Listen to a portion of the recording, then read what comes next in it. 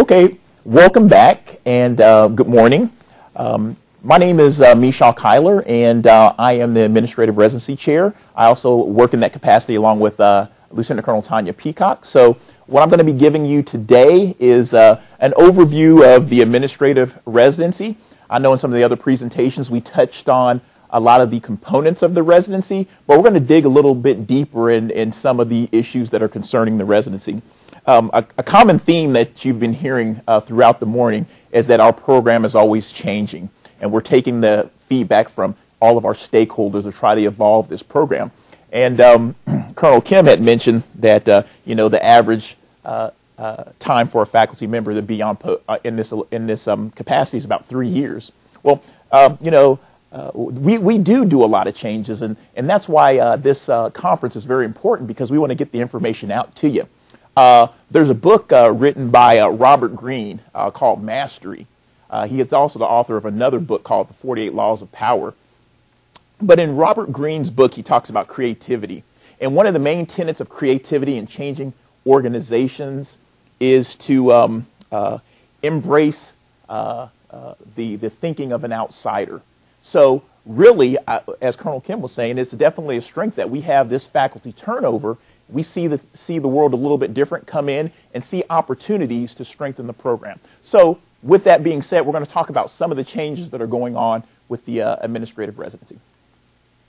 Okay, here is my agenda. Clearly, we're going to give an overview of the residency. I'm going to talk a little bit about the electronic resources that are out there, some of the resources that the students are using. And Colonel Kim mentioned a little bit about the website. I'll drill a little bit into the website and give you a little more detail on that. We're going to talk about stakeholder responsibilities, residency planning.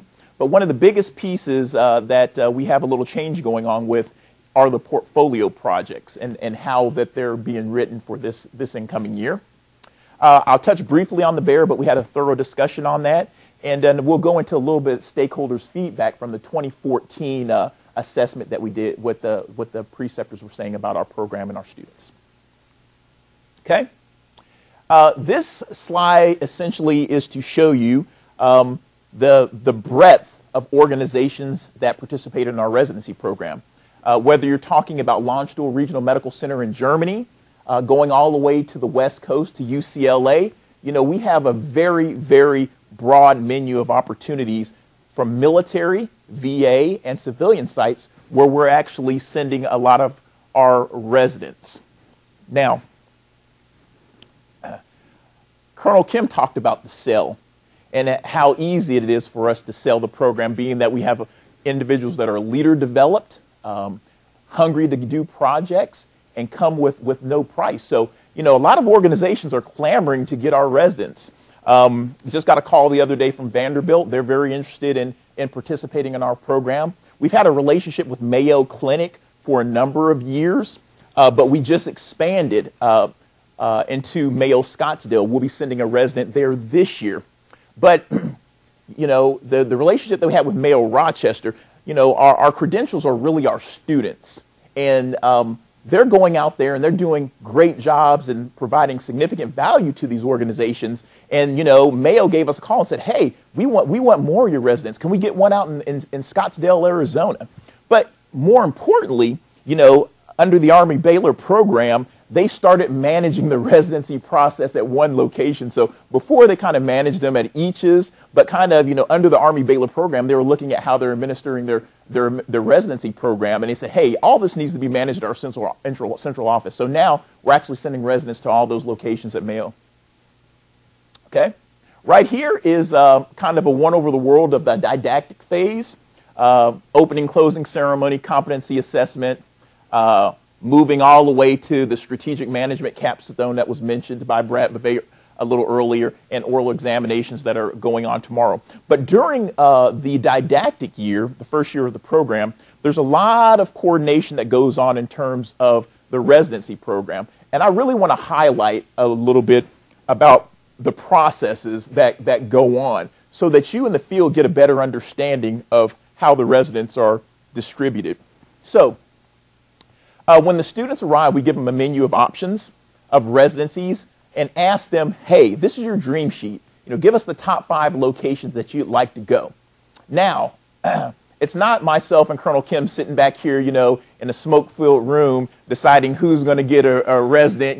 We don't, we're not going to send one to William Beaumont because they don't have any grass out in the front of their building or those type things. It's a really involved process, and it's a close collaboration between Human Resources Command, the individual consultants, and for those that are non-military or that may be Air Force, consultants are the career managers for whether you're a nurse or a doctor or a healthcare administrator or IT specialist. So each of those individual domains has a person that's responsible for managing the careers and actually, populating the field with that expertise. So it's a dance between HRC, who actually counts the bodies and looks across the corporation, the individual consultant that is responsible for nurses, docs, or computer specialists, as well as the assessment that the faculty has of each of the students, whether academics and the overall assessment of the students. So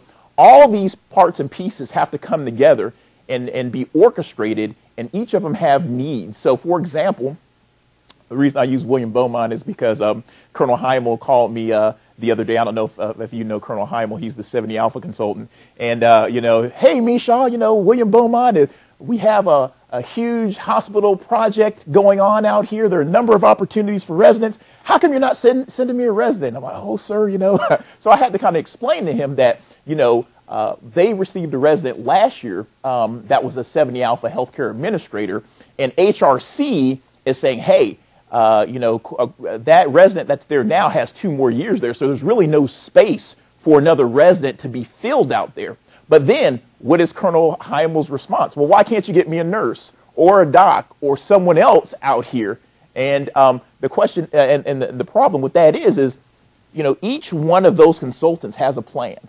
And each one of those consultants has faces and spaces to fill. So they may not necessarily have William Beaumont on the screen for a resident. They may want to send them to Tripler, or they may want to send them to some other location. So, but I get paid the big bucks, so I'll take the beatings from from Colonel Heimel. But what I wanted to do with that is just kind of give you some insight on how that works in terms of the coordination. So coordination's usually between September and October, and November is where we do that. And we try to have the residencies finalized by December. And then at that point, what happens is, after we have all the coordination with all the stakeholders in-house, if we're going to send someone to a civilian residency, that's when we will start engaging the preceptor at the civilian site. Because what we want to do is have all our ducks in a row before we go out there and talk to, the folks at Baptist and promising them a resident. Okay? So let's get into year 2, what we're really here to talk about, the actual residency phase. As we know, the residency is a 52-week experience, 9 credit hours, and it's graded on pass or fail.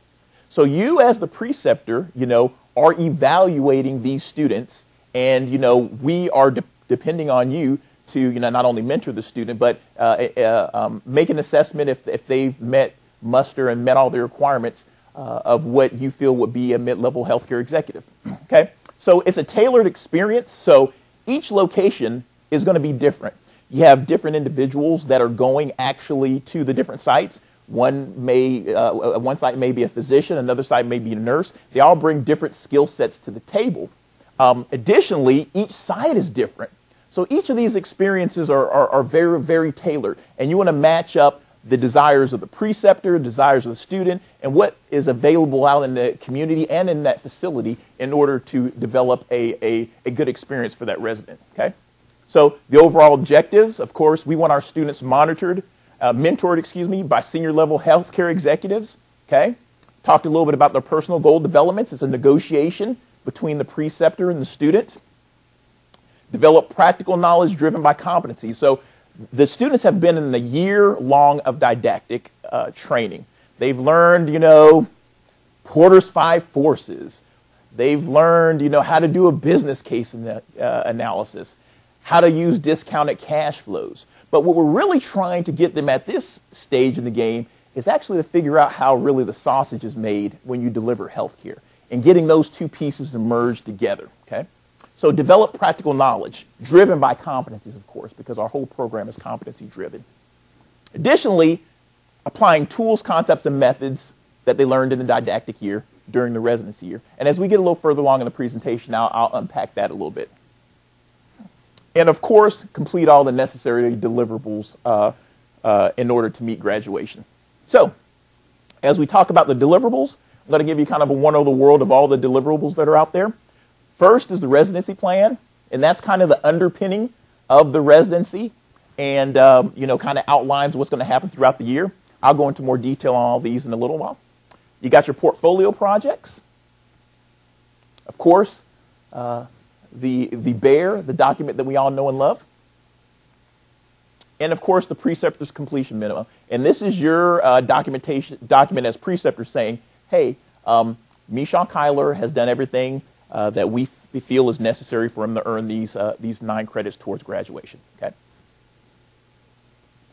Now going a little bit into some of the tools, the electronic tools that are used. We used to use a system called Blackboard. And this system it's actually a cloud-based platform to actually upload, to conduct your class, whether upload deliverables or where the professors can actually give the students assignments and the like. So this year, we're moving totally to Canvas. The use of Blackboard is going away. So this is just kind of a screenshot of what Canvas looks like. Across the top, you'll see all the deliverables for the residency year, first year bears. That's not the residency year there. This is actually the didactic year, and here's the residency year. But the students are using this tool to turn in their deliverables during the residency year. Additionally, on the Canvas site, there are a number of resources for the students. So, a residency manual presentation, the students have access to the residency manual, curtailment memos, all the administrative needs that resident may need when they're out in the field. An example of a portfolio and how it looks. Okay. Okay. So Colonel Kim touched a little bit on the website. This is another tool, and he kind of talked a little bit about this in his presentation, that the preceptors can actually have access to for a variety of interesting things that may help you better perform your duties, as well as encourage other students to come to the Baylor program. Here's the website up here, and as Colonel Kim talked about, the different headings up here about future students, residency program, news, okay? So this one right here is the first tab is about, and here competency-based education. So if you ever want to get any more information about the competencies and the model and what each of the competencies and domains mean, this is a location where you can find that. There's also information on program philosophy, the mission, and the values of our organization. Future students, Colonel Kim talked about that. You can connect with the student. A bunch of frequently asked questions. So if you have someone out there that's really interested in attending the Army Baylor program, they can definitely, you can use this, you can point them to this resource or help mentor them on how to get towards acceptance to the program using this resource. Okay, people, there is a faculty directory up here as well as a staff directory, so it has our email address, phone numbers, all that type of material there for you to be able to access us, okay? Okay. The residency program here, you have the residency manual, but more importantly, a number of you have been asking, where do we store these best practices? So if you want to mine our best practice database, you can go to the website under residency program, and right there you'll find our best practices, okay? So let's move a little bit into stakeholder responsibilities. There are a number of stakeholders that are concerned with the Army Baylor program, didactic as well as the residency year, whether you're talking about the Surgeon General, senior leadership at OTSG or at the Pentagon, senior leadership here, senior leadership that are all the MTFs, and our country is a stakeholder as well, right? Our citizens, because they want to ensure that we're grooming healthcare executives that are going to lead the MHS and be more efficient and effective. So, but what we want to talk about today is some of the primary stakeholders in this residency process. Now, what you see here is what I like to call the residency triad, okay? Now, I know we're all healthcare executives, so I might want to change this. You're familiar with Kissack's iron triangle, cost, quality, and access, so I may change this to the residency iron triangle. But it's kind of, the same concept. There are three critical components at play in order to ensure that this resident or this student has a very robust experience during the residency year. And this is the preceptor, of course, and this iron triangle is one that's going out to the field this year. Colonel Rainey, hello. Mr. Rainey in the back left is going to be a preceptor for Jared McGee here, and the advisor currently is Colonel Bavay. He's retiring, so the advisor, he may be switching. I think Tanya Peacock is going to be Jared's new new advisor. So let's talk about a little bit what Chris Rainey is going to be, the expectations for Chris Rainey while he's doing his preceptor duties, okay? Clearly, provide the necessary infrastructure, provide the student with a place to stay, a desk, access to computer, just basically a place to work. So that's really the only cost to an organization that's receiving one of our Army Baylor residents. Review and assess initial competency levels of a resident, and Brad Bavay talked about that. When you're sitting down with that student initially, you're going to be looking at that bear, kind of making a determination of where you want to actually focus this student, or have that negotiation of how you guys are going to move forward in developing that student fully. Okay? Exposure to executive level leadership and decision making. This is absolutely critical. We really want you to take that individual and have them exposed to how the sausage is made, how executives are making those key leadership decisions in terms of cost, in terms of quality, all those different significant concepts that deal with the delivery of healthcare. Okay? Assume an active role in guiding the development of the rotation plan and the portfolio projects, okay? Now, we said it's a tailored experience, so oftentimes the students are going to have done a significant research on your organization, and they have an idea of why they want to attend your organization and do the residency there, because I'm sure it's because they found something very interesting about your organization. So they're going to come there, and they're going to have some things that they want to do. But of course, as the preceptor, there are needs that you have within your organization. So it's critical that you all work together in order to develop that residency plan and identify those key projects out there that would actually help better develop that resident in terms of competencies, but additionally add significant value to your organization. Okay? Periodically interact with the faculty advisor. Also, the faculty, we're working on that as faculty advisors as well. But we really want you to feel that you're connected to the program as the preceptor, and the faculty will be emailing you and calling you periodically to check up on the student and see how things are going. But we really want to foster that relationship and that between the faculty advisor and the preceptor. Of course, review and endorse all deliverables. That goes without being said. And of course, attending preceptors training. This is something that we're standing back up, as Colonel Kim had mentioned. We haven't done one in 3 years, but at least in my assessment, it's really good to get everybody together, because there's a lot of good information that's being put out here, and we really want our preceptors to have a better understanding of the bear and the expectation. So we think this is a wonderful forum to do that. So we're trying to move to a model where we're going to highly encourage our preceptors to take a more active role in these preceptor conferences. But, money is still a key issue, as we were kind of talking about early with financing these type things, at least for the Department of Defense. So as we start to move forward, we definitely going to continue to conduct these conferences. Okay, so here's Mr. McGee, Jared. He's, of course, going to be developing that residency plan, of course, in close coordination with you. The other thing is taking advantage of emergent opportunities, okay? Each location is different. Someone may be at a location, Fort Hood, for example, or maybe at, we'll use William Beaumont, since I've been going with that since the beginning of the presentation. But in the community, they have a Veterans Administration.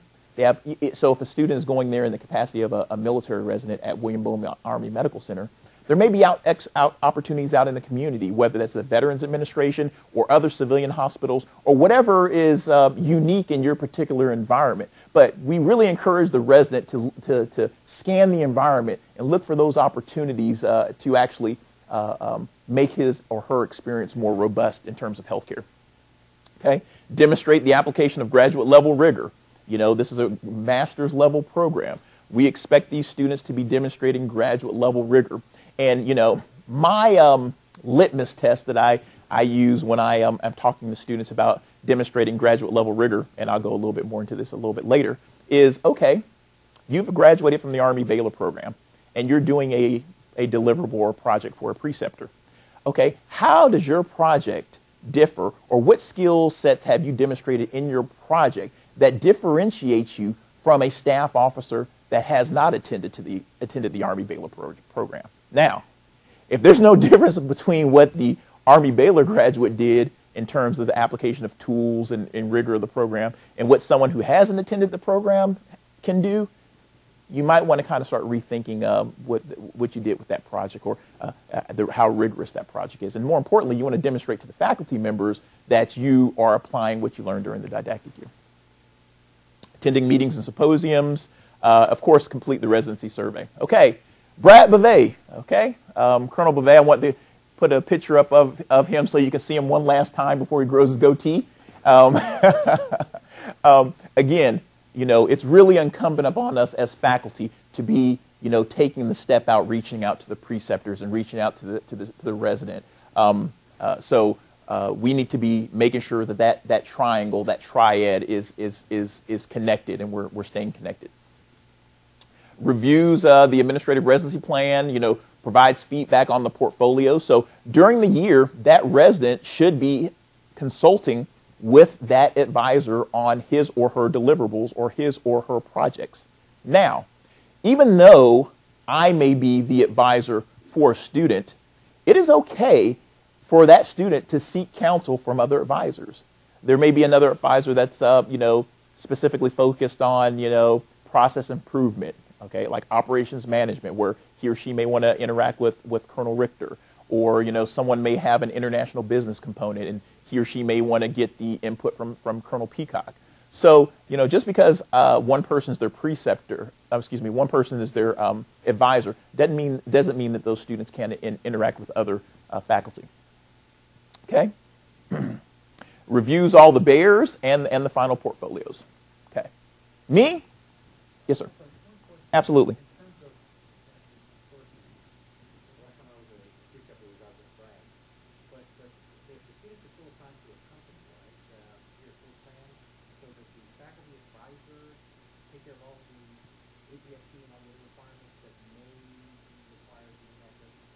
That's a wonderful question. All right.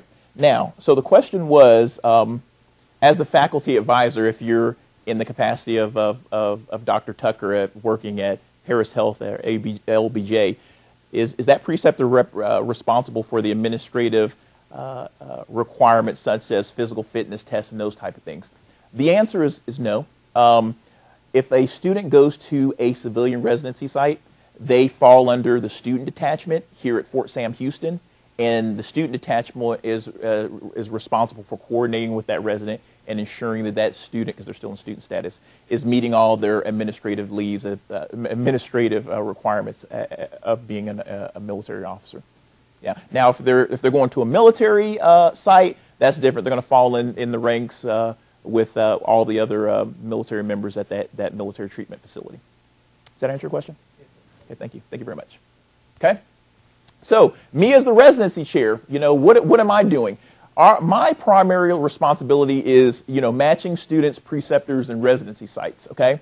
Evaluating residency sites, okay? So, you know, identifying, you know, preceptors based on, you know, a number of criteria, you know, what type of leadership skills do you have? What type of educational experience? You know, what opportunities are at that particular residency site? You know, and we have grown this residency program over the last 3 years very, very fast. And we've been getting very, very positive feedback from our preceptors and those that participate in our program. But we're really trying to get to a point now where we're trying to kind of codify the process and add a little more structure to the process. And being able to understand, and actually I'm going to my next slide, let's go there. We want to strengthen the residency by maximizing that fit between the preceptor and resident. And the only way that we really can do that, we have to have a really good insight of what's going on at your facility. We have a pretty good understanding of what's going on with the student because we have their fitness evaluations. We're evaluating them throughout the residency year, throughout the didactic year. We really understand the needs and requirements of that student. Where we're trying to get a better understanding of, or what are the opportunities at your location? What strengths does this specific preceptor have? So that we can take both of these pieces of information and merge them so that we are giving that student the best opportunity. Additionally, that we're giving that preceptor someone that is aligned with their expertise and their strengths. So this is something that we're moving forward. And one of our first attempts at this, and we're continuing to change and grow this process, is just over the last 4 months, Colonel Peacock and I we sent out this document, and what we're asking the residents is, hey, give us a general description of your residency site. What are the unique characteristics and opportunities at that residency site? What are some of the project opportunities, okay? How about your preceptor? Who is he or she? What skills do they bring to the table? So with this first step, it's going to, of course, be an iterative process.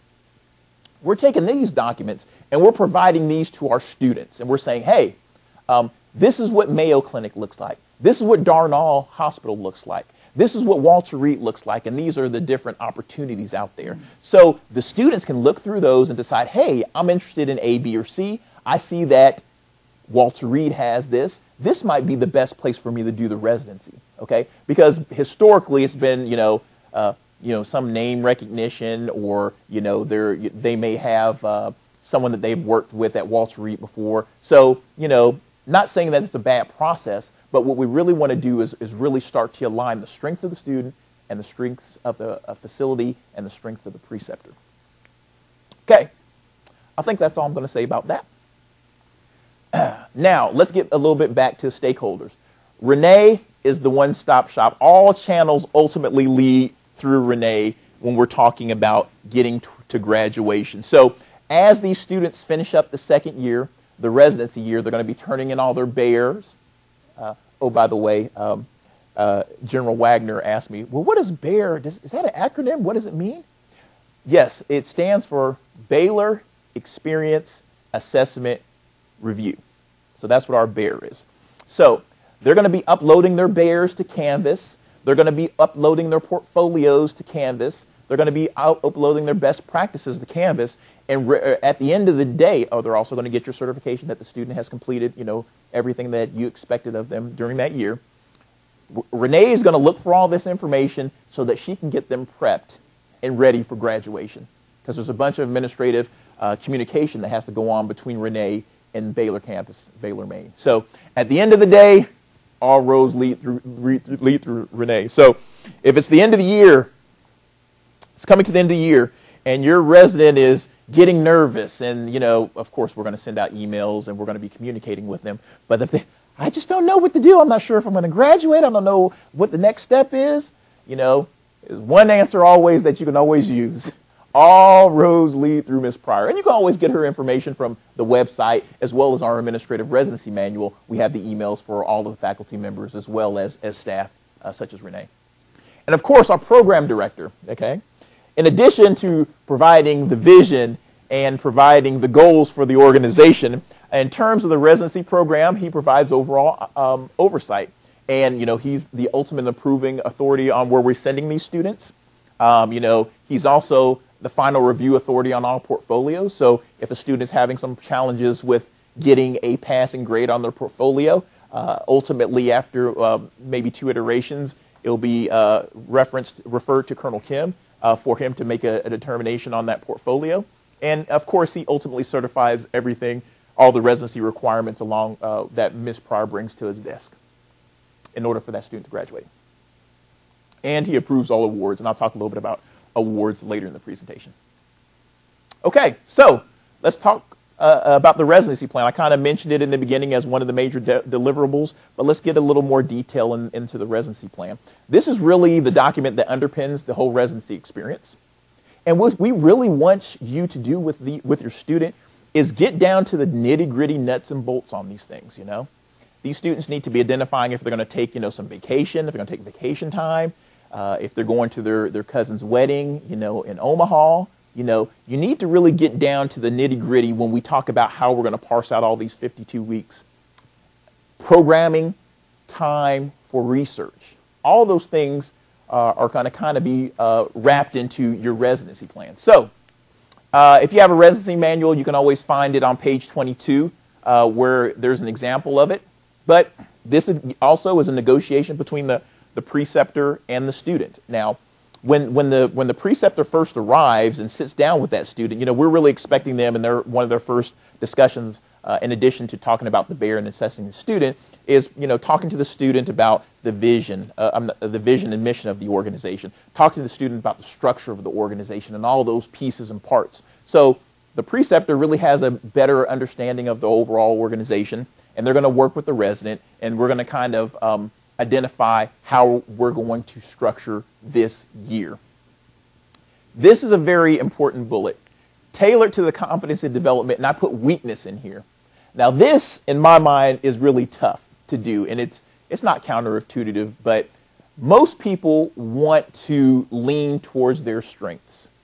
If you're really strong at doing business case analysis, hey, the first thing you want to do is a business case. If you're very strong at strategy, you want to do some type of strategic plan, or, you want to kind of play towards your strengths. But considering this educational process, it is our goal to really ensure that all of those competencies are explored and students get exposure to all of these competencies. So you may be here in finance, and you may be here in legal or strategy. In order to make that well-developed, well-rounded student, the tough thing to do is say, okay, we understand that you understand finance. We really need to dig here and try to bring up your score in this particular competency, or give you more exposure in this competency, with the goal of ultimately making a very, very well-rounded student. So as you start to sit down with those students, again, drill, focus on some of those competencies that student may have been having problems with. And I'll say this really quick. Tab 2 of the bear, the student is required to, and the first two tabs deal with the didactic year, and the last two tabs deal with the residency year. But in tab 2, the student is asked to give comments about each of the courses that they have taken.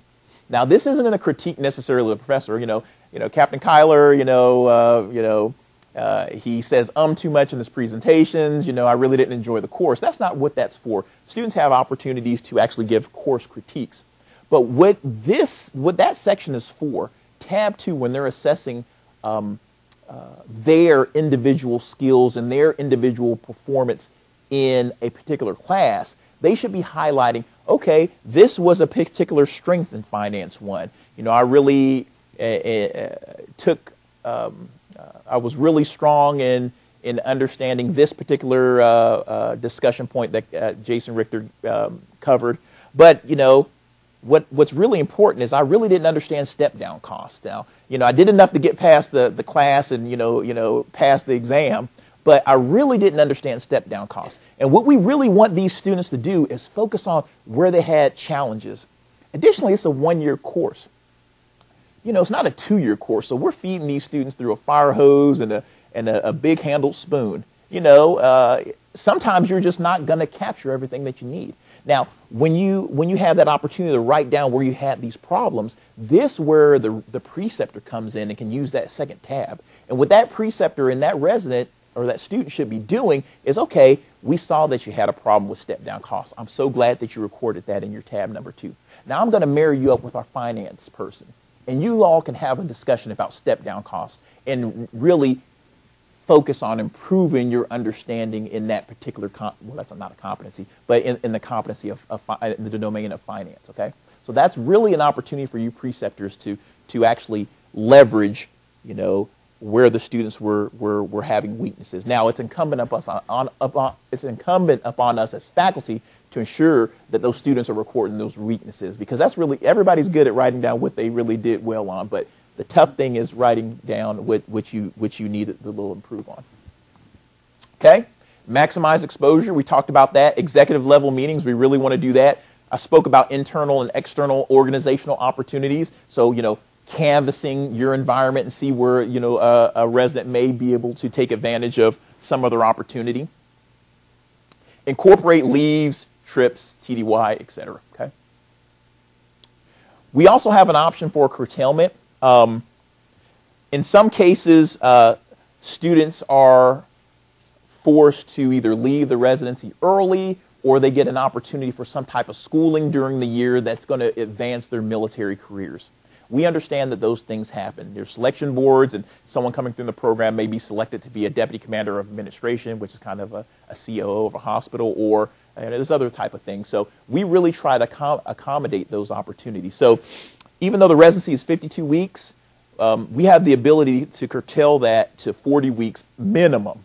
Now, we don't want the resident to say, oh, it's 40 weeks. All right, let me figure out how I'm going to get 40 weeks here. But that's the baseline bottom level of weeks that we need that student to be exposed to in order to get full credit. Now, with that curtailment, it's putting a little stress on the student because you still have to turn in all your requirements, all your bear requirements, your portfolio requirements. All that information has to be turned in and validated by the professors, and ultimately Renee will send that up to Baylor, Maine, so that the student can graduate. But it's possible. Yes, ma'am.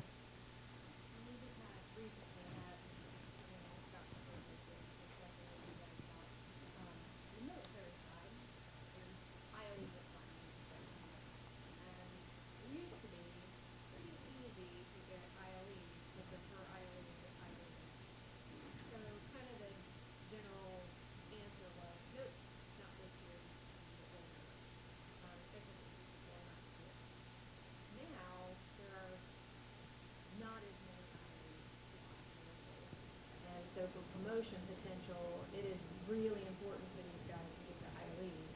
If they get that one opportunity to go to this 1 4-month slot during their residency year, what is your stance on that? Yeah. And the stance is that we will support that student. We have a situation right now with a student that I counsel, Major Sorquist, and of course you know him. Exactly.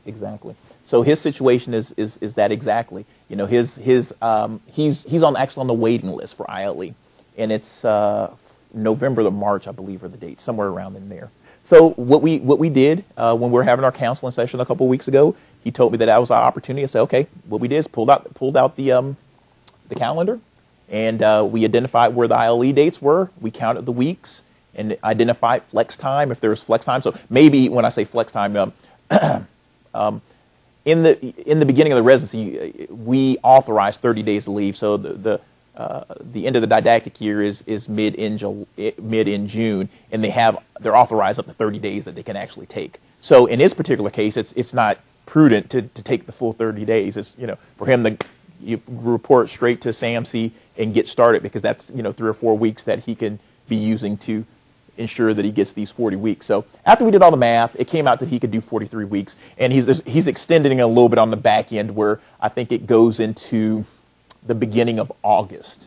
But in order for Renee to get him certified to graduate in August, all his materials need to be in really at the latest at the beginning of August. So he's a smart guy. He's one of our top students. I don't foresee him having any problem finishing his bears, finishing his portfolios. But he's got to have that understanding that, he's under the gun and he really needs to be working hard. But in that case, his ILE falls smack dab in the middle of the residency, but we're going to make it happen because we're trying to do the best for the student and the best for the soldier. We have okay, so the first question we want to ask is, when does the student want to graduate? Okay, so if they want to graduate with their cohort, and there's nothing to say there's something wrong with not graduating with their cohort, other than, someone's going to look at you and say, well, how come you didn't graduate? But that's a whole other story. Yeah.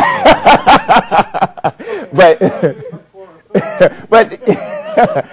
that's military culture. But anyway, so the first question is, when does he or she want to graduate? And if he or she wants to really make that push to graduate with their cohort, there is some flex time at the end, because the portfolios are due in May, and then we crunch it and get the information back to the student in early June, whether they passed or not. And then for those 2 or 3 that are a handful of people that little more than a handful. But those people that, had rewrites, they actually have 6 weeks stop to get that rewritten. So what we do is we say, okay, we give you 3 weeks, you rewrite this document, and then submit it to us. And if it's dorked up again, then they still have a few more weeks where we can work with them before that hard stop in August, because Renee has to have all the information up about the second week of August. So to answer your question, we can flex on both ends a little bit.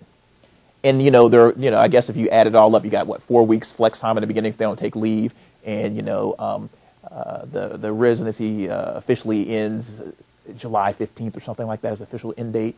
We have a little flex there. So yes. Does that answer your question? I told a long story there.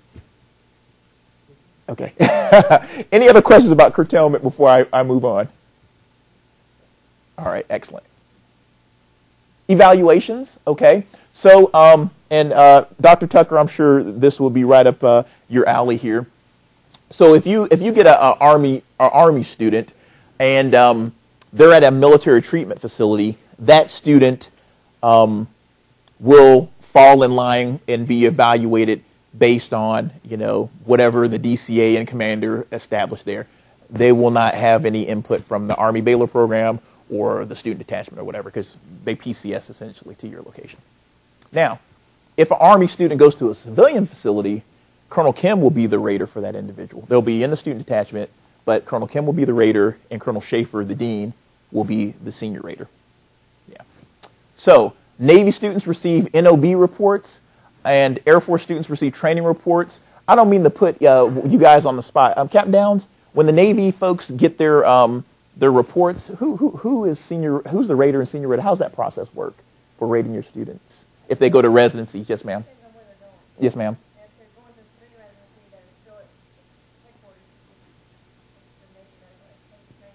Mm-hmm. Yes, ma'am. Absolutely. Yes, ma'am. Yes, ma'am. Mm-hmm.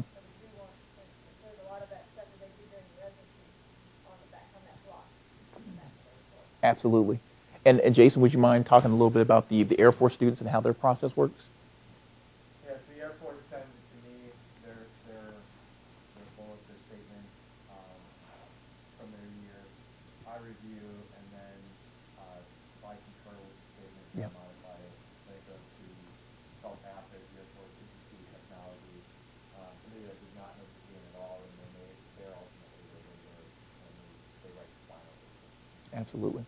So, going back to the Army, and if a student's at a civilian facility, Colonel Kim is the rater. So what Colonel Kim is going to ask of you as a preceptor is to provide him with some bullets and some statements of the performance of that particular student, so he can have a little more information as he starts to develop that student's OER.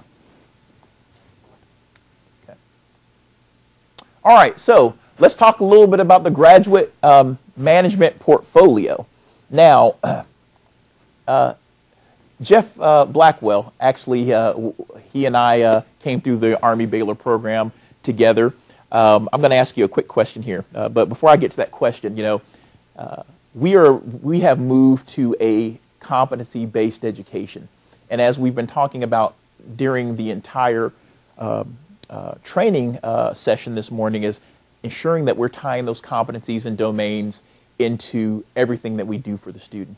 So the GMP is, the graduate management portfolio is definitely how our program has elected to pivot and iterate in order to improve our program, in order to strengthen the ability to understand how competencies tie through the program. So historically, now we do a portfolio of projects, 4 projects that the student must submit. So historically, Jeff, what did we do when you and I were coming through the program? Well, it was a GMP. Yeah, that's a GMP now. But it was not a portfolio. Yes. It was the thesis. Mm-hmm. Positives and negatives with that. I felt like I became an expert in that topic. And I had the opportunity to speak at several national events. However, I didn't get as broad-based of an opportunity to learn specific things that I couldn't talk about? Absolutely. Wonderful question, a wonderful answer. Let me give you this microphone and you can come up here. But Jeff hit on it perfectly. The whole reason that we have pivoted from the thesis approach where you go a mile deep and you write War and Peace on one particular topic, now we're doing a portfolio. And what we're trying to get the students to demonstrate there is a breadth of knowledge that covers a number of the competencies within our competency model. So this gives the student the ability to demonstrate, hey, I understand, the finance piece, the military piece, all the different competencies. So, and I'll get to this a little bit later, but, you don't want your student to do 4 business case analyses, right? That's again, focusing on one particular domain. So this new approach is geared specifically towards integrating competencies into the seminal project during the residency year. Okay, so portfolio project is the capstone of the residency year. Okay, of course, it's required to graduate. Analysis of existing issues within your organization. So, when we sending these individuals out to you to mentor, we really want them to be working for you. It is our goal that they are providing significant value to our organization. We expect our students to provide significant value to your organization. And we know that they can do that because we have some really sharp guys and gals coming through the program. Oh, adding value to the organization. Again, competencies. The whole thing is about competencies. In each of these projects, a student needs to tie in at the most 5 competencies to each of these projects. So each project needs to be tied to at most 5 competencies, okay? Again, applying tools, models, or methods from the didactic year. There's a change that we've incorporated this year to kind of keep the student focused on that idea of demonstrating what you've learned in the didactic year. Graduate level rigor is expected, and on the next slide I'll talk a little bit more about that. This year we're moving only to 4 projects, and it's really 5 projects once you include the best practice. 5 projects that the students were going to be doing. Now, this is our first year doing this, and when I spoke to the students the other day, I hit on this point. I don't want to see any student out at the residency year after the preceptor comes and says, hey, I want you to look at A, B, or C. No, ma'am, I got my 4 projects done. I'm good. That is not the intent. If you have other projects for that student to do, they should be working on those projects. But with this, approaching 4 projects gives the student the opportunity to focus and really develop these projects fully. Case in point, we had a student submit 7 projects this past year. 7 projects. And this student did not meet muster. So the first question that, myself and my team of colleagues that were reviewing these portfolios, why do they do 7 projects and all of them lack graduate level rigor? So what we really want to do is for them to focus on those 4 projects, not feel any stress, because a lot of our students are overachievers, type A cuckoo military types, and they want to, do as much as they can and demonstrate how much they can do. But that's where we have to pull the reins back on these students. They're all not like that. Well, I'm not going to say they're all not type A because we are really type A. But make sure that we're focused. And this gives the advisor the opportunity to look at 4 projects and really give good, strong, constructive feedback as these projects are being developed. Okay? Plus a best practice, so that's really 5 projects at the end of the day. Yes, sir. Chris. Quick question about this, but I know my president this year did something similar in terms of a bunch of projects. Yes. I think the challenge is, again, you're working on projects that are in different stages of development. Some may be shorter, some may be Yep. Up to a year in length or whatever, and you can't always tell exactly how those are going to pan out in terms of all these things. So I guess in the role of the preceptor is more to, as those are in development, which of those that you're working on do you really want to go for? Because I'm not sure that the sort of one shot, one kill thing is going to work. Yeah. You shoot for 4 and then Yep. 2 are acceptable, and you're sort of left holding the bag a Yes. of saying, hey, let's really go for this one. Yep. Here's one that we thought was going to be successful, and Yep. for whatever reason, Yep. data or Yep. Lack of support from the organization or whatever, it's gonna sort of peter out. Yep. So now let's focus on this one instead. Yep.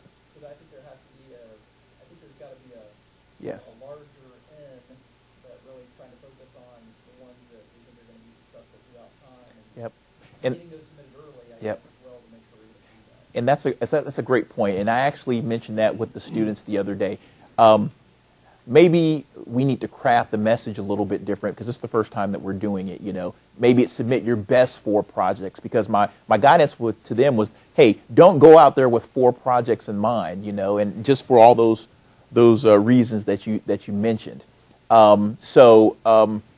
Yeah, that is something that the students definitely need to be cognizant of, and not necessarily putting all their eggs in one basket. Again, maybe we should say, submit your best 4 projects, but yeah. I don't think you can wait till the very end also to say, either one, but I think that's why with all the tools that you helped put in place, Mhm. you have to be focusing early and sort of staying on pace or staying on target with completion, submission, feedback from the faculty. Absolutely. Yes, sir, Lowell. I think along with that, you got to emphasize that there's a learning value from an unsuccessful project. That you have to, the projects that peter out, there's a learning value from that. And that could still be written up, and there's plenty of things in the competencies that could learn from that. And with that, even like you said, even if you're not successful using the bear, you can say, hey, this didn't end up being one that you submitted, but you improved in these dimensions by going through this. Or we still highlight an area, we need to find something else to work on so we can improve this particular dimension. Absolutely. Definitely strong points. But, yes, sir. Further, in regard to best practice and differentiating that from the project, Yes, sir. is that intended that the resident learn what a best practice is, where the site is, and give it back to the program, or to take from the program website a demonstrated best practice and try to put it into the residency site? Okay.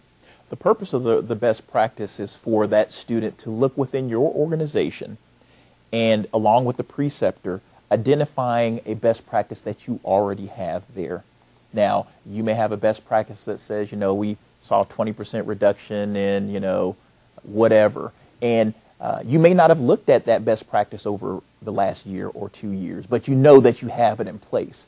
So what the student's going to do, you all know that this is a best practice, but the student goes in and what they're actually doing is validating that best practice again. So what they're going to do is, you already understand that this is a particular best practice with your own organization, but we want the student to go back in, collect data, and to validate that it's a best practice and still a best practice, and that those gains that you have seen last year or when the last time you took a look at it are still there.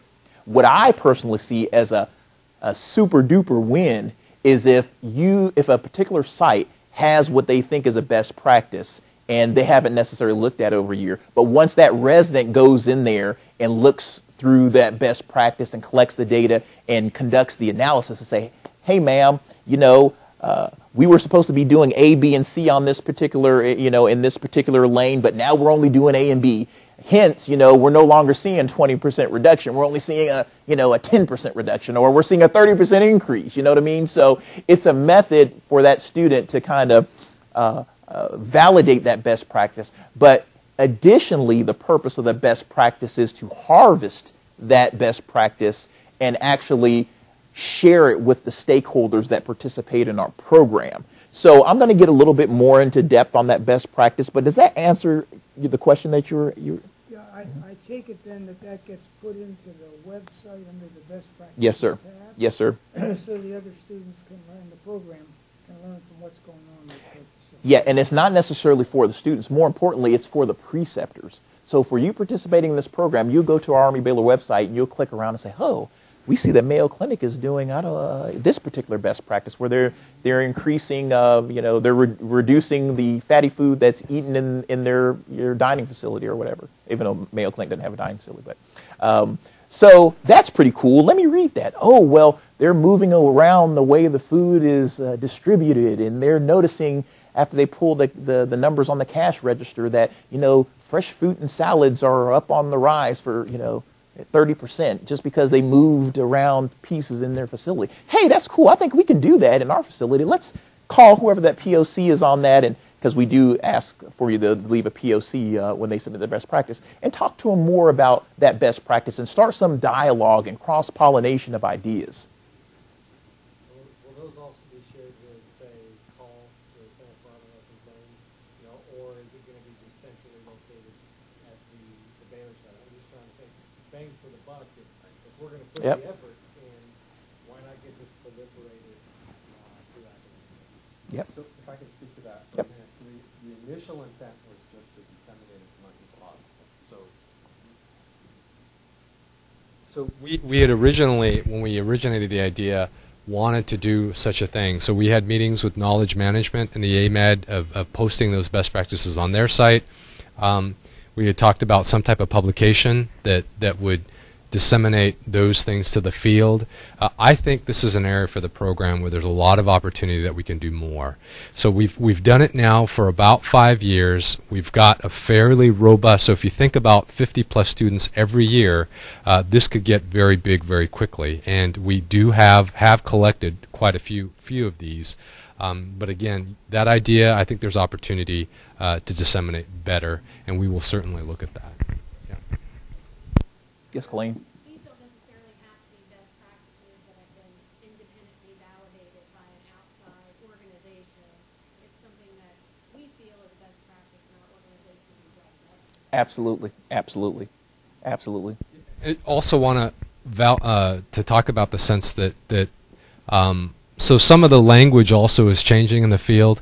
I think some of the field is getting away from the term of best practice to leading practice, because best practice has the connotation that you're the best in the world, and I think there's very few people that do things that are best in the world. So leading practice is really what we're looking for, and I want to highlight Misha's point of talking about a validation as well. We're not looking for a book report. We're looking for that resident to go in and validate through data, really are you getting the outcomes that you think you're getting from that particular practice or process change that you've used. Yes, sir. Jesse.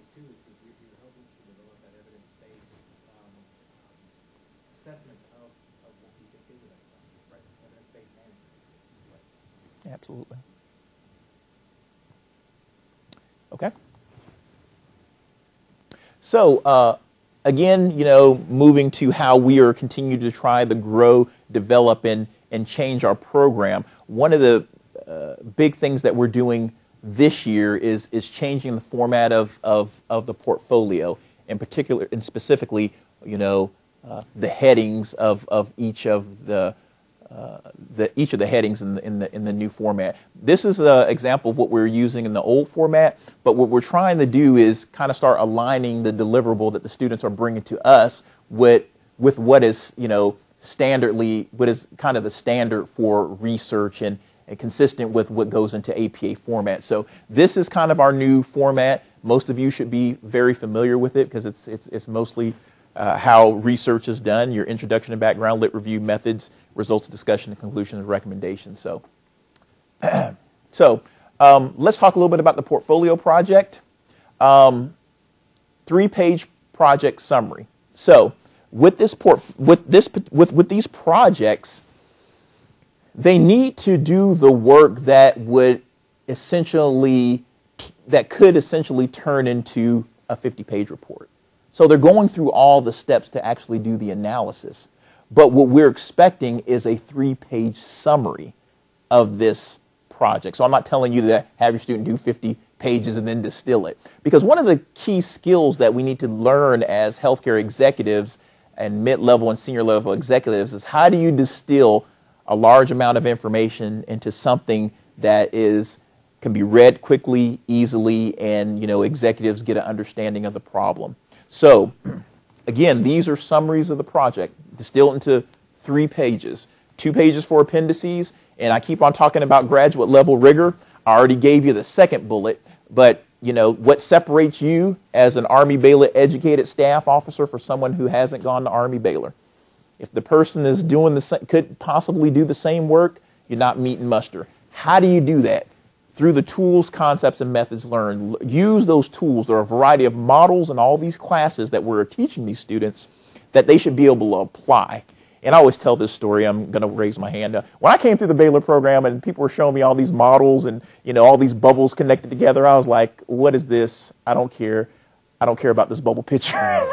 But I really didn't understand the power in these models, tools, and methods, and that they're rigorously evaluated, and they've been empirically tested, and they provide a roadmap for answering problems. I didn't understand my didactic year at the Baylor program, but some people already mentioned that you don't really appreciate the education that you have and what you learned until you're kind of removed from the program. So with that in mind, we are trying to force these students to demonstrate, use these tools, apply them in your portfolio, so that one, you get an understanding of how powerful these tools are. But two, it really gives the students a roadmap of how to answer questions and bring forth a product that's, reliable and valid based on, tools that are used within academia. Okay? And once all these the portfolio is completed, of course, it's going to be uploaded to Canvas for faculty evaluation. So, speaking of faculty evaluation, how does the process work for reviewing the portfolio process? Well, once you have your student finish their portfolios, you've reviewed their portfolios, they look good, they're ready to rock and roll, the best practice is good to go, the student's going to upload those projects to the Canvas site, okay? So the preceptor's already reviewed, saw it, resident posts the Canvas. What happens at that point is that there will be a team of 3 faculty members that will evaluate your student's portfolio, okay? And what we need is 2 of the 3 faculty members to see it meets muster, and then that student's portfolio will pass muster, okay? So 2 passes. I like to say it that way as opposed to saying, if 2 people say it failed, you just change it around a little bit. So, two people have to be in agreement that it meets graduate level rigor, it's written well, it's following the format, all those kind of criteria. So, if it passes, congratulations, job well done. The student at that point should be focusing on ensuring that everything has been uploaded to Blackboard and getting the document by the preceptor signed and uploaded, saying that that student, in fact, did everything that was required of him or her during that year and should earn the 9 credit hours. Okay?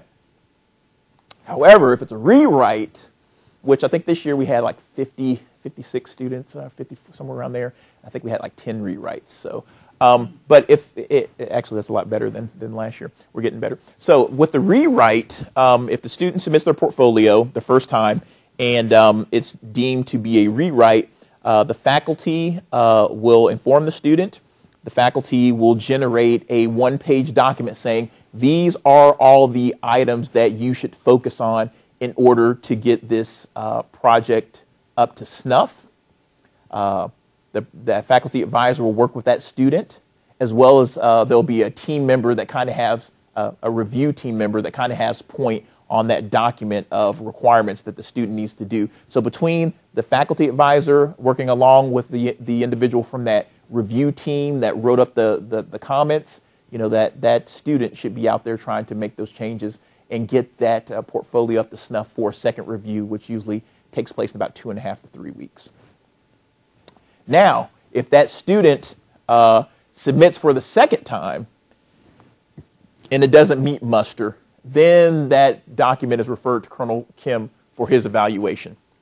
And he has 2 options. He can either give that student more time, and all this is based on the student's performance throughout the year. Have they submitted all their documents? A variety of factors that Colonel Kim will review, and he can either give them a rewrite, giving them more time, or he can actually give them the legacy thesis, which is kind of pushing the reset button on the student, because they would have to do the historical graduate management project that Jeff Blackwell had mentioned, where you have to write a mile deep on a particular topic. So we don't want the reset button to be pushed. Hopefully we've put in all the stops in between with the faculty advisor working throughout the residency year with that student. We also have a mid-year review, which I'll talk about a little bit later, where the student has the ability to, not has the ability, the student will submit draft portfolios in the month of January so that the faculty advisor can review and give feedback and make sure that that student is on the proper azimuth to have a very well-developed project. Additionally, the feedback that is given to the student who had a rewrite, which is essentially a roadmap to getting the project in shape for a passing grade. So hopefully all those stops in between would prevent Colonel Kim having to hit the reset button. But we have to have something in there where the students are taking this serious and they understand that there are consequences. Yes, Dr. Perry. You don't ever give the preceptor a reason? I'm just saying, if we got to review and endorse this, for me, I mean, I would be totally embarrassed if one of my students' projects didn't make it through.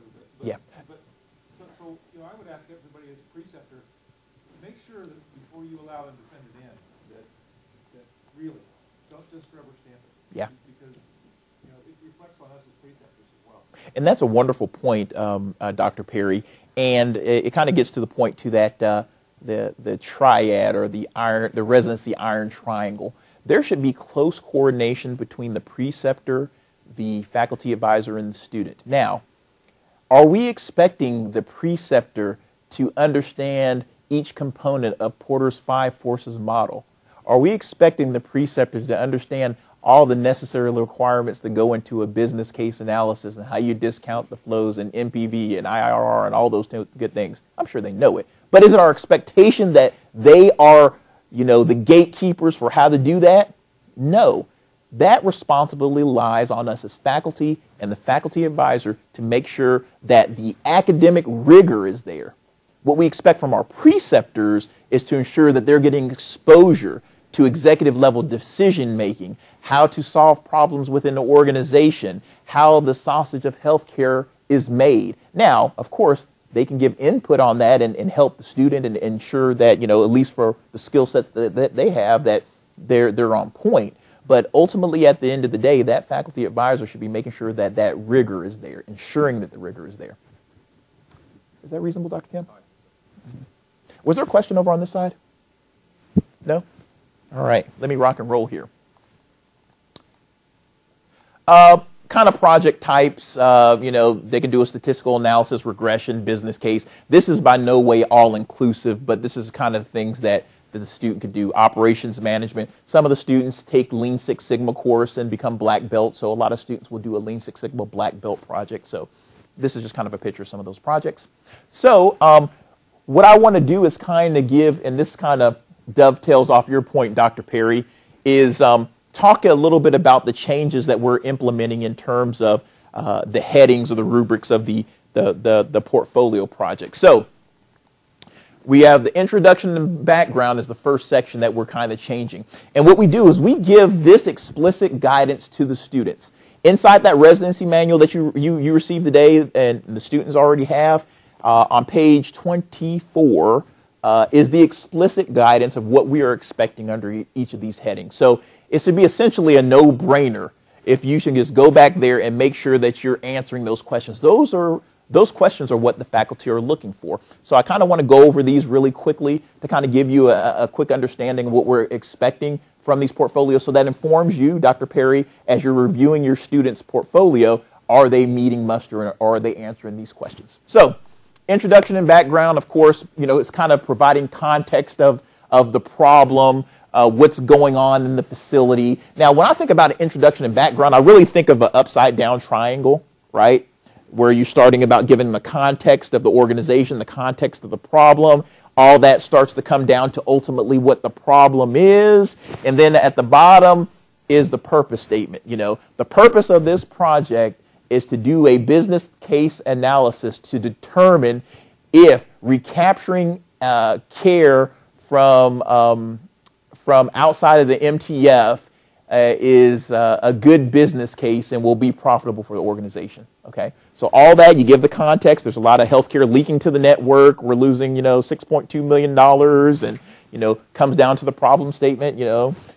Where a concise and specific description of the problem, where the problem is occurring, time frame over the problem has been occurring, down to the purpose statement. Okay, informs the reader of the goal of the study. So when that faculty member reads that purpose statement, they're like, okay, I know where this project is going. I know that they're doing a business case analysis. They're considering, if we're going to recapture care from outside of the MTF or not. They're ready to move right into reading that project. Okay?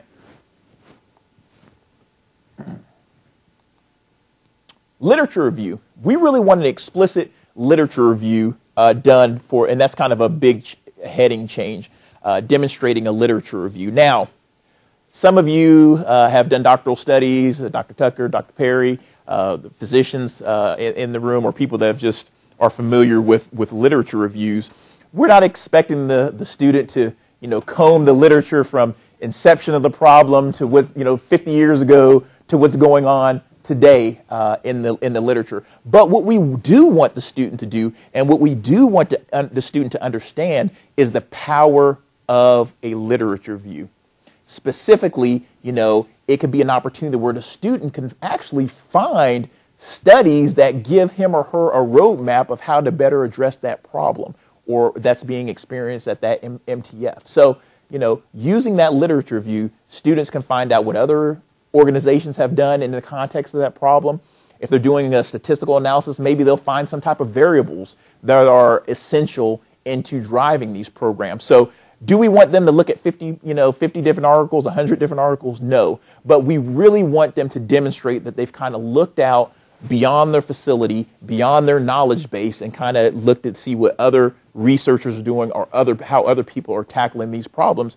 And, best case scenario, they may find, a paper that is addressing the exact spring problem that they're facing at their facility, and they could kind of use that as a model to kind of drive their study, So that's kind of the purpose of the literature review and the reason we're adding that piece in there. Okay? Methods, okay? Of course, talk about the tool that you're using, why that tool is appropriate, okay? And we really want the student to be able to discuss the steps that were implemented. The two very important pieces of this, all of them are important, but the methods and the results. The methods, the student is telling us exactly what they did. And we actually like them to use the pronoun I. I did this, I did that. So they can actually differentiate their contributions, specifically if they're working on a team. So the methods section is the first opportunity for that student to really shine and show us what you've done in that facility. I collected data. I coordinated with the finance department where they gave me these spreadsheets. I took that spreadsheet and I did this analysis on it. So tell us what you did. Show us what you did in that method section, okay? All the steps to gather the necessary results, okay? Clearly identify your role. Clearly identify what you did. We don't, I had one project that I read where the students was, I was on this team and we did this and we did that. That doesn't tell the faculty explicitly your contribution. We need to be able to tease that piece out and identify how you made a contribution to that team. Okay? Yeah, state the individual contributions using the pronoun I. Results and discussion. Discuss the findings of your research. Summarize your data analysis in a logical manner, okay? So when the faculty is reading through the results, it really makes sense. And it's amazing how many times you'll see this, but ensure that your results tie to the problem statement, right? If they're asking a problem, make sure that they're answering it and they're telling us what the answer was here. Another place where we can identify and catch some concerns before the portfolio gets to the faculty is when those students are putting tables, charts, and figures in their appendix. Tables, charts, and figures do not stand alone. They'll say, see, chart, B in the appendix. No. Maybe 100 data points on there. Explain in your results section, why are you driving me to look at this chart or figure or table? And explicitly, within that chart and figure or table, should I be drawing my attention? The worst thing I want to do is, I'm sorry, Dr. Wagner, is, see Appendix B, and, okay, what am I supposed to be looking at here? I see 100 data points. I don't know what this is, okay? So the student should be when I say explain, it isn't, here's the heading of the chart, why is that in chart important? Why are you even putting this chart in there? And explain it to us so we understand why it's there, so we don't have to go through and search.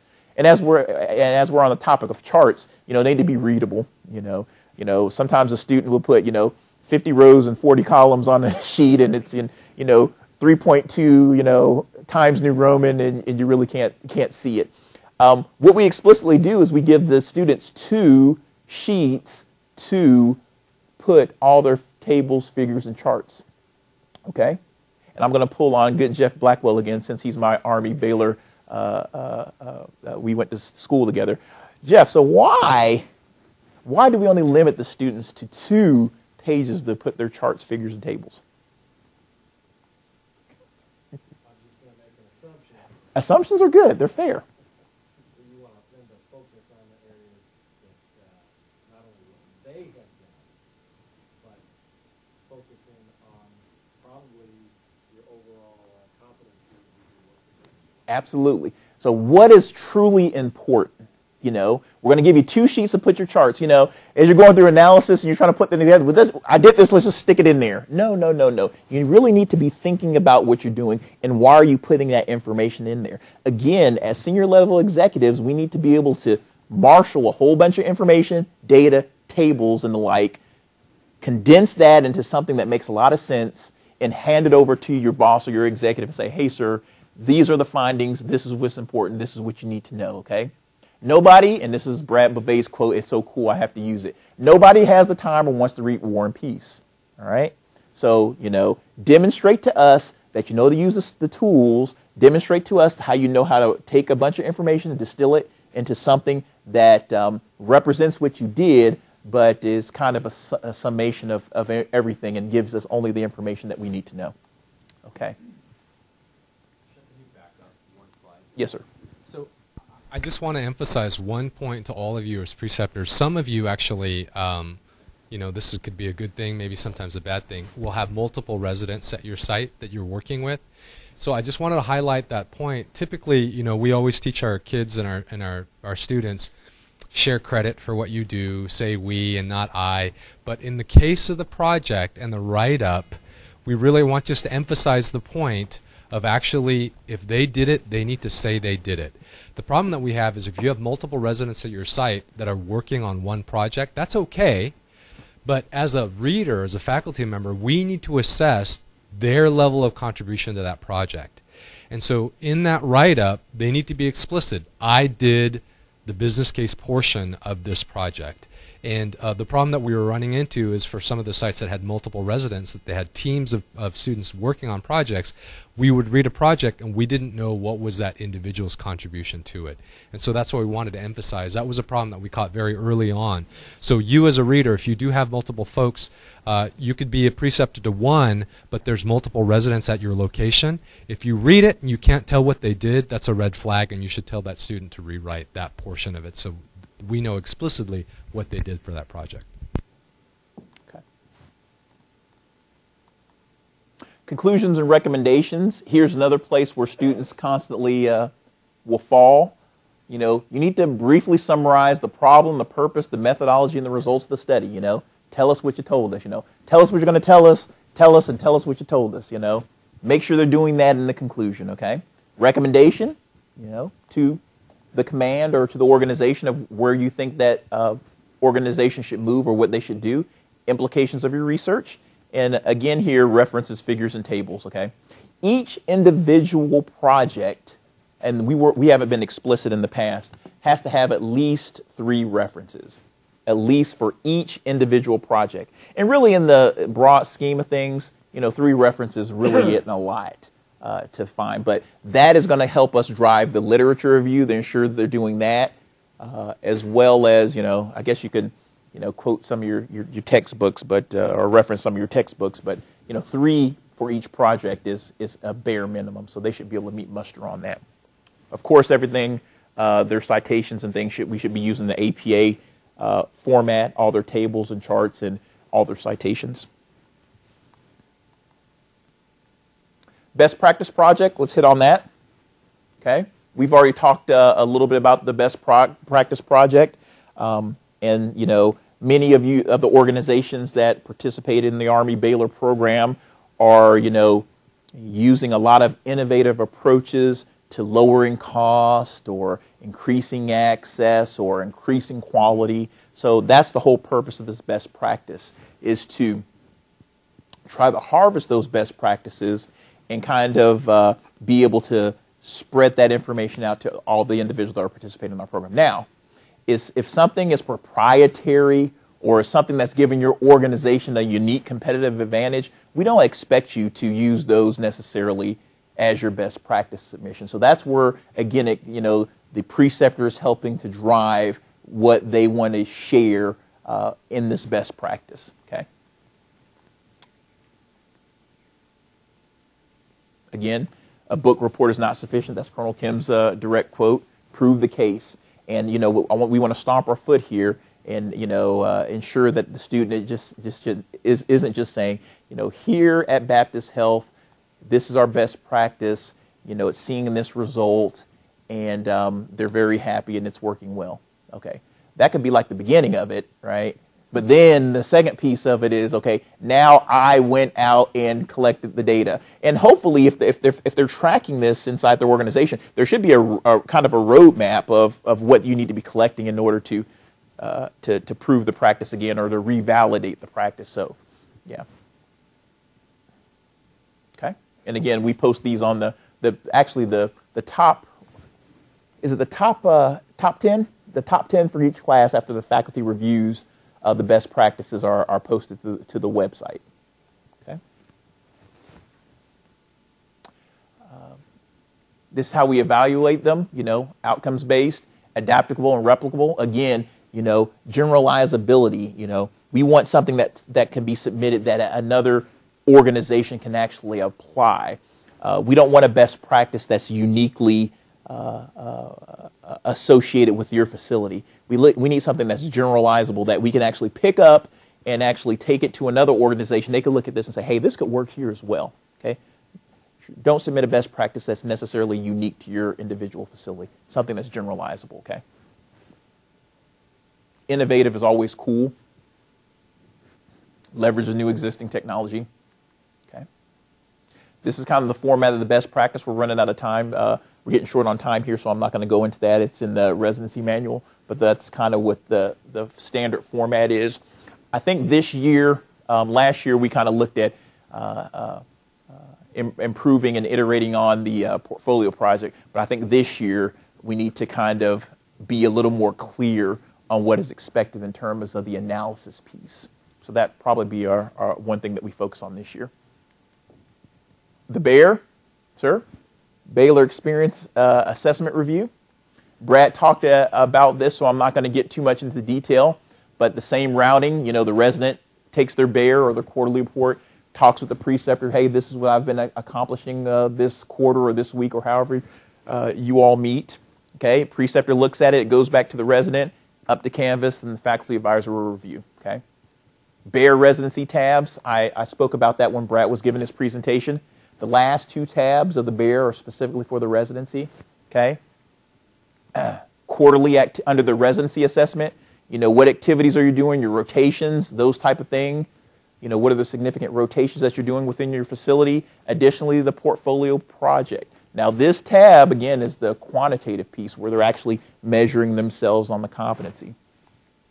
The portfolio project comments, this is the qualitative piece. Written comments on quarterly activities, written comments on project activities, okay? What are they doing actually, okay? It's a report. So if a student is putting 3 lines in there, they might want to put a little bit more. You know, it's, you know, hopefully if they did a rotation in the emergency department, they have more than 3 lines. It's a report. Documentation and awards. Okay, so this is the document, some of the key residency dates for this coming year. Okay.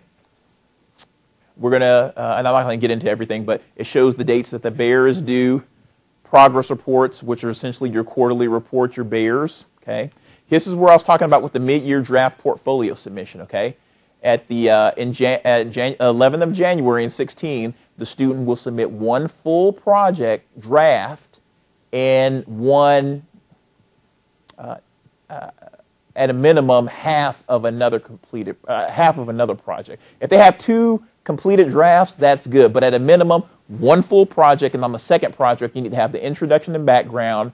You need to have the literature review and the method that you're going to use. You don't have to necessarily have the analysis or the results. But that applying that is going to give the faculty the opportunity at least to assess that first full draft, ensure that it's meeting graduate level rigor, that the formatting is written well, the wording is good, thumbs up, you can continue on this glide path, you're looking good. Additionally, you have the second project. Of course, you're checking those same things, but the second project kind of is more importantly, how much are you making progress on that other project?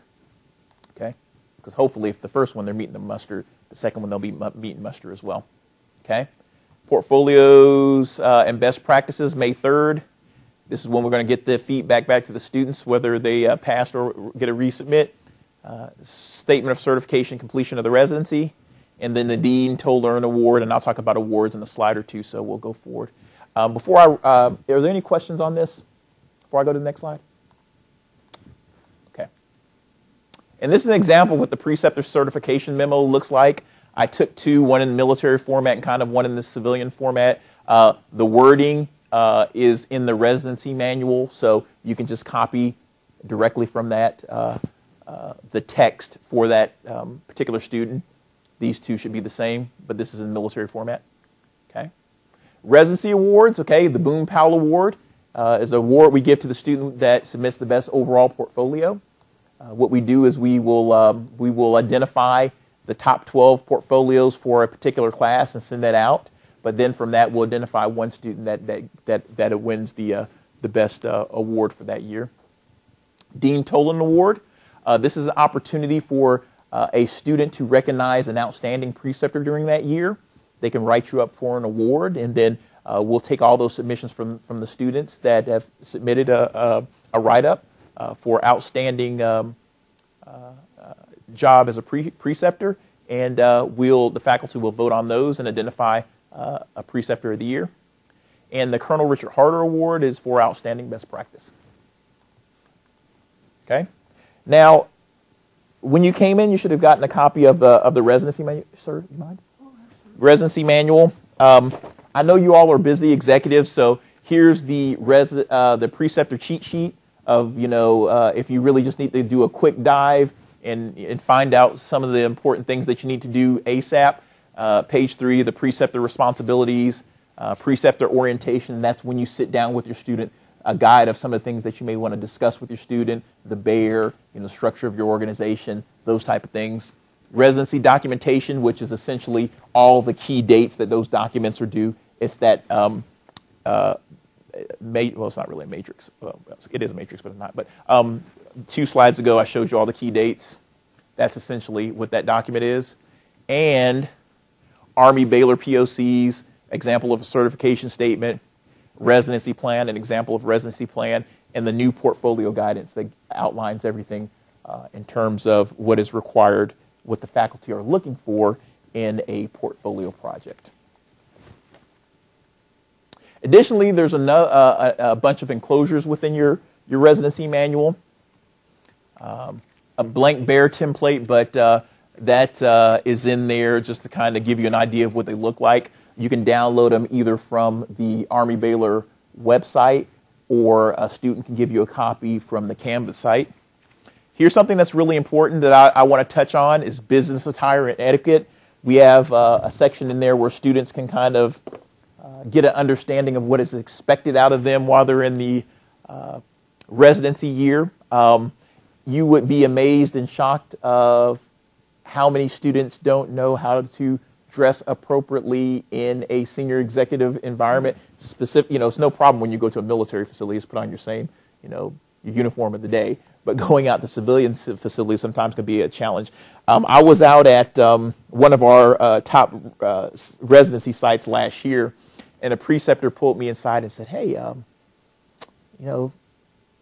Kyler, came in one day and he had on a bright red shirt and a tie, and, that's kind of not like what we do in this organization. So, sometimes people, don't know exactly what's expected in these type of environments. In executive environments, most of the time, men will wear a white shirt or a light blue shirt or those type of things, and not usually some, shirt that's, red.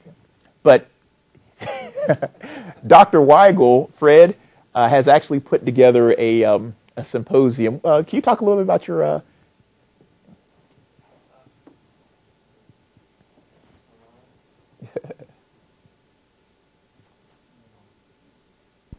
You're talking about Dress for Success? Yes, sir.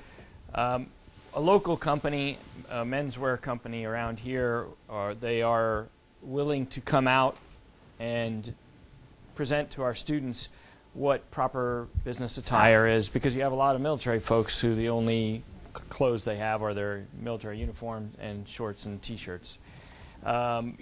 Maybe a little bit of an exaggeration. So the gentleman will come out to us. He'll discuss the different benefits of different types of attire based on the area you're going, the climate that is, and the type of organization you're going in, everything from the break in your pants to the length of your sleeves, shirt sleeves, your short pants, your jacket sleeves. Now, the company also has a sister company that does women's wear, and we have not yet been able to get a representative from their company out at the same time, but that's partly because we've been giving them less than the 2 to 3 months notice that they wanted to have in order to get the women's wear company out. But it's been met with good success. They also they offer discount coupons of 40% off to the students to take to this particular store. When they did give their presentation to make sure we're covered ethically, we've gone through legal on this, but it's a generic statement. They don't say, well, you'll only look good in our suits, but it's very good information. Students like it and helps them not show up in the pink socks on the first day out. Or, as I've heard happen, I don't know, this may be a myth, somebody went to an ACHE function with top hat and tails.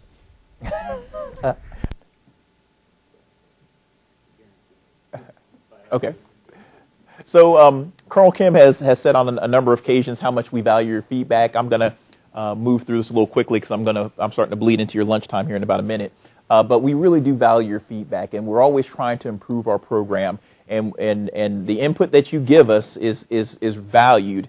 And we really do read these reviews, and we really do take them to heart. So really quickly, I'm going to blow past this, but basically the only thing that says is that we have a number of opportunities for you to provide input, whether that's the Preceptors survey at the end of the year. We'll come out and do site visits. Residents also do a survey and provide comments.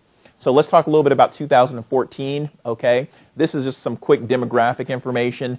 How many times have you served as a preceptor for HCA students? If you can see the green there that talks about an Army Baylor student, and you see there as preceptor from other programs. If you look at the green, you see a lot of our locations that have been Army Baylor preceptors have only been a preceptor once for Army Baylor students. We really like to get that over here where preceptors are, haven't only been a preceptor for one time. But it's in terms of the Army, it's kind of based on, how our system works. DCAs will usually be at a location for 2 years. And, they may get a resident in that 1 year, and then they move on to some other job, and then some other DCA comes in. So, it'd really be nice if we can kind of get some more consistency, as we can see with improving this number. This is like 35%, so I would think that's probably most of our civilian sites that we have preceptors like Lowell and, Chris Rainey that are going to be doing it more, have done it 2 or more times. So.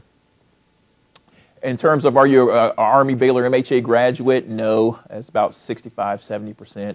Yes, about 30% of our individuals. How satisfied are you with the responsiveness of the Army Baylor faculty and staff? Very satisfied. So we're really good on the right-hand side here. How helpful do you find the residency manual, which is very critical because Brad Bouvet put a lot of work really into this residency manual because historically I think the residency manual used to be about this thick, and we've been trying to distill it, and Brad has done, a yeoman's job of doing that, distilling it into a product that is usable, and when you look at it, you're not afraid to go in and start panning through. If you see something this thick, you probably just, use that as a paperweight on your desk. So I'm glad that we're seeing good reviews on that. Now, here are some questions that we give our preceptors in terms of the program, our strengths and weaknesses and whatnot. Overall, how would you rate the competency development of Army, Baylor, MHA, and MBA program residents at the beginning of the residency phase? What I did is because I'm sometimes like to nerd out, and I went to see the Neil deGrasse Tyson at Tobin Center on Tuesday. So anyway, what I did is I took all those comments and I did like a word cloud and did some programming. And essentially, what this is telling us that, people are very, very, very happy with our residents in terms of knowledge, analysis, experience, that they bringing, strong skills to the table. And it does comport because I actually did read all the comments and it does comport. Moreover, last year I went out to a number of our residency sites. I spent a lot of time on the West Coast, Kaiser, Group Health, UCLA, East Coast. I was at Hopkins, a number of places. I went to a number of locations down the Mayo Clinic in Jacksonville, Mayo Rochester, and they all echoed the same thing, that they're really, really, really impressed with the competencies and the abilities of our students. And a lot of them, of course, come with a lot of military experience, but the students are doing a really good job in learning these tools and skills during the didactic phase. Okay, I didn't nerd out so much on this one, but sometimes we got to talk about the weaknesses too, and this is really what we value. We want to hear what the weaknesses are because these serve as our opportunities to improve the program. Okay, lack of understanding of the non-military healthcare system, which I think is a reasonable weakness, but that's why in recent years the Army, the Air Force, and Navy have always did a good job of sending their individuals out to civilian healthcare facilities. But just the last 3 years, the Army has actually expanded into that domain with the purpose of seeing how facilities that are required to operate within constraints and within budgets actually operate. Because for those of you who are associated with the military, spend. You go back to your boss and say, I'm out of money, and they give you more money. So that we understand that comment. Bear, here we go. Bear report is a bit complex at first blush and requires some work to fully understand. Great feedback, and we definitely understand that it's a bear at times. And I know the first time I looked at it, I opened up my computer and saw those competencies, and I closed it back. I was like, well, I don't even know what this is. I'll look at this next week. So we understand that. Okay. Provide some additional instruction on facilities management and logistics. Okay. Have more frequent check-ins for interns so that they are more accountable for time spent during the residency. This has not been an issue at all with our current resident, but I have heard that other residents may not be using their time as wisely. Understand, okay? That may be a concern. And that, again, I think speaks to the triad. If we can just make sure that the faculty advisor is communicating with that preceptor, we'd rather identify these challenges early so that we can intervene. And if this is happening at a site, we can ensure that resident gets back on track and is doing everything that they need to do. So as preceptors, don't be afraid to come up on the net. We're here to ensure that, our students providing you value, but more importantly, we want to be able to maintain the ability to come back next year, and that you allow us to send a resident to your facility because it's very beneficial. And we don't want someone out there, dorking it up, and then we can't send anybody else again to that site. Recommendations how you may have to improve, enhance the Army Baylor program. Site visitor 2, we understand that. Fiscal constraints have kind of handcuffed us in terms of what we can do in terms of site visits. Last year was really one of the first times in some years that we've been able to go out and meet our preceptors at different sites. So I know that Colonel Kim and I are aggressively looking for more dollars, but it's definitely on our agenda to get out and do some more visits. Facilitate sharing of best practices. We've worked on that. That's why Jason Richter and Lynn Downs have been aggressively working on the website to get those published. Better understanding of how the perception can help the student use the resident experience in their military job. Okay. How the preceptor can help the student. Okay, so better understand how the preceptor can help the student use the resident experience in their military job. So, yeah, we understand that. And again, you know, one of the reasons that we send those students out to those civilian sites is to really get an understanding and round out their healthcare experience. You know, the people that we send to these civilian assignments have had significant work inside the military treatment facilities and understand that system, but we're really trying to get them to gain a better understanding of what's going out and hopefully harvesting, you know, some of the methods that they use in their facilities and bringing that back to our healthcare system as well. Okay, well, here's my contact information. My email here, my cell phone. This is probably the best way to get me. I think I've used this phone 3 times because I always give people my cell phone number. So feel free to call me on my cell phone. That's no problem. If I'm sitting at my desk and it happens to ring, yeah, I definitely pick it up. But this is definitely the best way to get me. And you can leave a voicemail on my cell phone. I don't know how to work the voicemail on my office phone yet, so I have to work on that. What are your questions? Any questions? Make your head explode with all that information? All right. Awesome sauce. Awesome sauce. So, Colonel Kim, would you like to say a few comments before we head down head to grab some lunch? Thank you. You certainly put a lot of work into